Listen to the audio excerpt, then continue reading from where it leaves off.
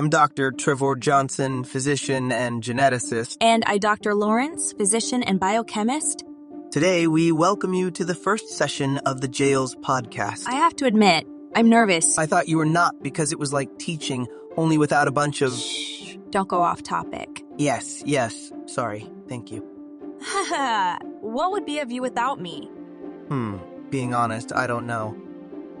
Anyway, Trevor, why don't you host the podcast? It will be a pleasure, my dear Christine. You look bold today. Shut up. Okay, keep calm, dude. Well, I'm gonna start. Go on. Well, it has come to our attention that many people of all ages are having trouble getting used to all the scientific and technological advances that have appeared in the last 10 years. We do not judge you. It is not easy to keep up with so much change and progress. So to make life easier for you and contribute to this society beyond our work as teachers, I decided to do this podcast. Wait, it was not your idea. It was mine. Oh yeah, you're right, my lady. But when I got excited about the idea, you discarded it because managing a podcast required too much time and you didn't have it. Maybe if you left Netflix for a while. But don't forget, it was my idea. Okay, I get it. People, make no mistake, it was her idea. Fine. Hers, not mine. Can I keep going? Yes, so better. As I was saying, once we had the idea and Lawrence lazily delegated it to me, You fool. I decided to start that podcast. So here it is. Basically, it will consist of discussing with my partner the different topics that I propose each week. You can also make proposals, and we will chat a little about science and random things from our day-to-day. I hope you like all this stuff. I've worked hard. What the heck was that? What?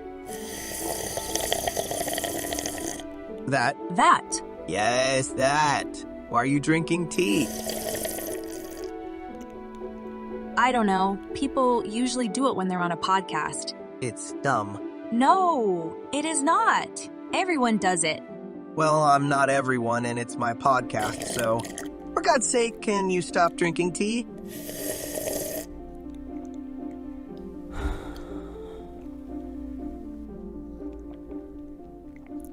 New, and I'll not. Oh man, I still don't know how do I stand you. You're lucky you don't have an identical twin, so you'd know what it's like to be by your side. Genetics don't work like that, and you know it. So, Trevor, what's the topic that you bring us today? Since the Dumian Civil War ended, people have a very pessimistic opinion about space and all things that come from it. So I think it would be great if we start talking about a fun and interesting topic that may catch the attention of those more curious and, of course, of the ecologists and the animal lovers.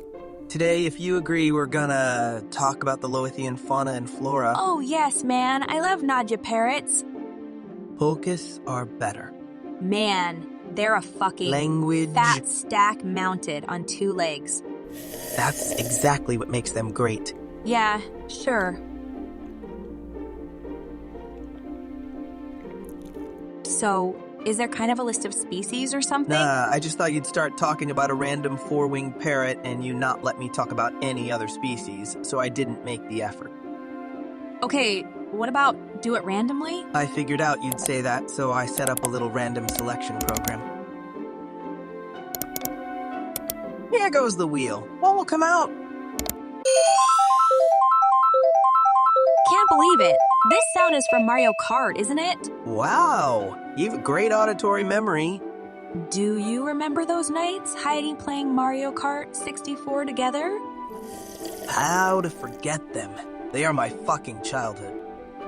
Language. Sorry, I'm still not used to talk to every aged people. Wow! Do you realize now can be listening to us a little innocent 6-year-old child? Man, 6-year-old children can be very sinister. I say it from experience. Well, yeah, I can remember you little cousin. I still have nightmares. Me too.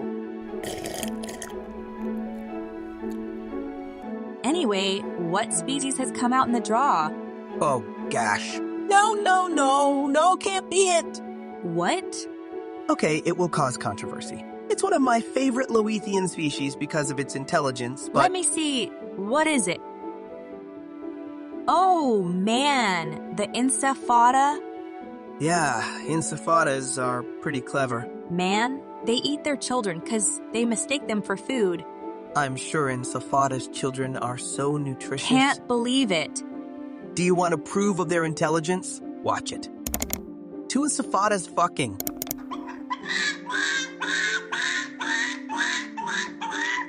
Aren't they cute? Whoa, gross. See, the female inserts its beak into the male's orifice and excites his sexual organ. It's amazing.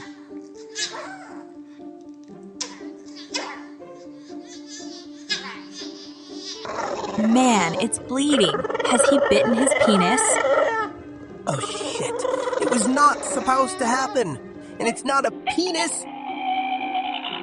Stop the video. It's going to give me gags. Okay, I'll stop it.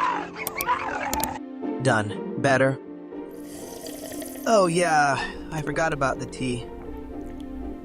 You don't know how much. Man, this stupid rodent is traumatic. At this rate, this podcast will only be suitable for people over 18.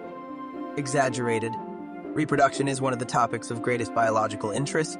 Whatever you say, but now my little cousin will be the least of my nightmares. Another random species. No, I don't trust this absurd random program anymore. Fine. Can I choose the next species? No, I don't trust you either. Oh. What about bulbous nix? What about it? I don't know. Do you want to talk about it? Why not? It's a normal bulb, so interesting, right? Come on, don't be so ironic. Seriously, you don't know what makes bulbous nix so special? I heard something, but honestly no idea. Haha, Christine 1, Trevor 0. Well, don't forget you didn't know. How is the reproduction Yes, I did. Because of that, I didn't want it to listen it again. This time was even worse than the first it was told to me. Okay, understood. You hate encephalitis. Everyone does.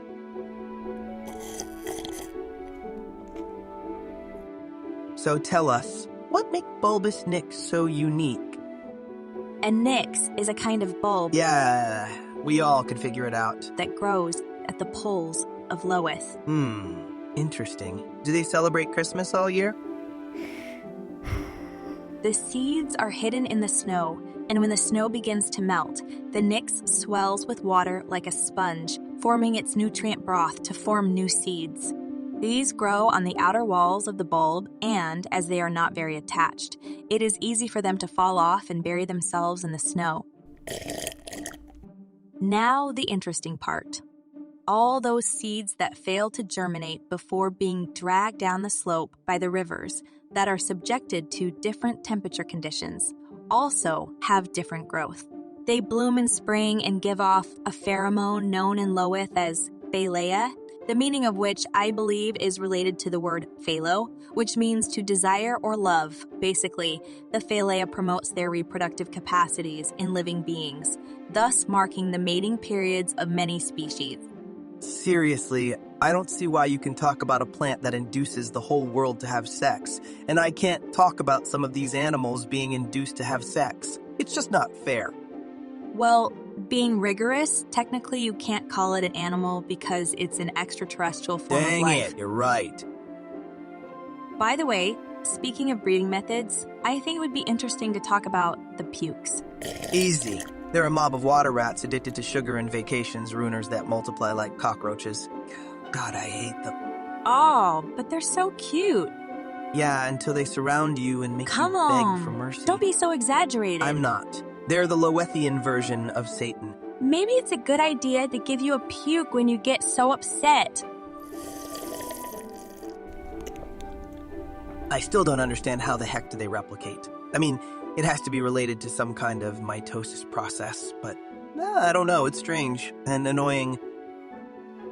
Yeah, I have read some papers written by Dr. Say, and what the heck, even her doesn't know so much.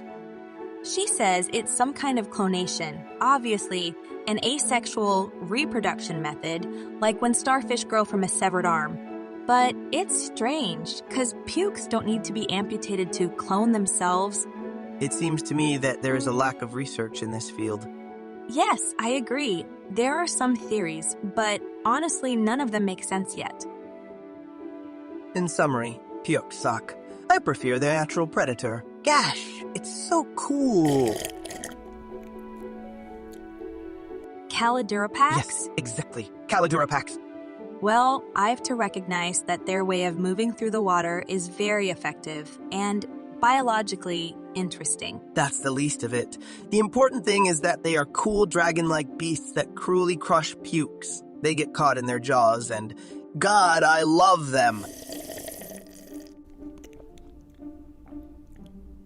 Yes, you tend to love super predators. Because they're the best. By the way, have you heard anything about Stamacalacus? Of course, it's the main dish of Polka's menu. And its seeds are usually the favorite treat of the pukes for its sweet taste. Mm-hmm. But it's interesting because the stomaca lives in symbiosis with a fungus called Palum fotida, which gives off a terrible smell. Like the outside bathroom of the faculty. Yeah, something like that. The point is that the Palum's rackness keeps the pukes away, benefiting Stomaca. In addition, the main predator of Stomaca is another fungus, Glutis rubum. Palum fotida establishes an interspecific competitive relationship with Glutis, thus complicating predation and, again, benefiting Stomaca. I have tasted Stomica seeds. They use them in Loweth to make sweets.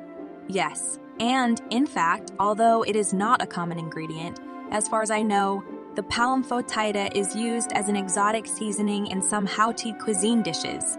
Man, Lowethian chefs are sick. Oh, yes. I already came up with a species we can talk about. But you chose the last one, now it's my turn. Man, do you always have to be so square? No, I mean yes. Okay, you choose. Yes. Fucking tea. Did you say something? No. That's what I thought. So, what species have you chosen? Mutatu capillus materus. It's so cool. Kind of a beast created to be a mother. Sounds nice. So to speak, the Mutatu capillus is a kind of Lowethian version of a marsupial. During the winter, they are covered in dense brown fur, and in the summer, they shed it all, leaving their pale skin exposed. They are predators of small animals, very fast. On their tail, they have a kind of sac, and there is where their young, which are born premature, finish maturing. It's so cool. See? It was not so bad to let me chose.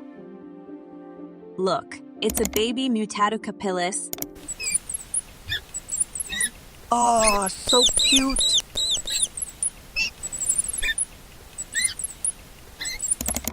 Well, I don't know how you see it, but we've been on the podcast for 13 minutes. I think we should start saying goodbye. What? No. Why? I love this, and I hate farewells. Man, we will be back soon. Oh, not soon enough. Aw, come on. Okay. So, people, thanks for listening to us. I know we are very unbearable, but... Hey, talk for yourself. As I was saying, I would want to thank you all for your attention, your patience, and the big like I know you give us. Didn't you? Shit. I thought you did. You disappoint me, man. People, you are not seeing it, but it's so funny, the face that Johnson puts when is talking to you. Okay, Christine, it was enough. Sorry, I had to say it. So, well, I think it's all for today. Yeah, thank you guys. And don't forget, what did Isaac Asimov say? Youth ages, immaturity is outgrown. Ignorance can be educated and drunkenness sobered, but stupid lasts forever.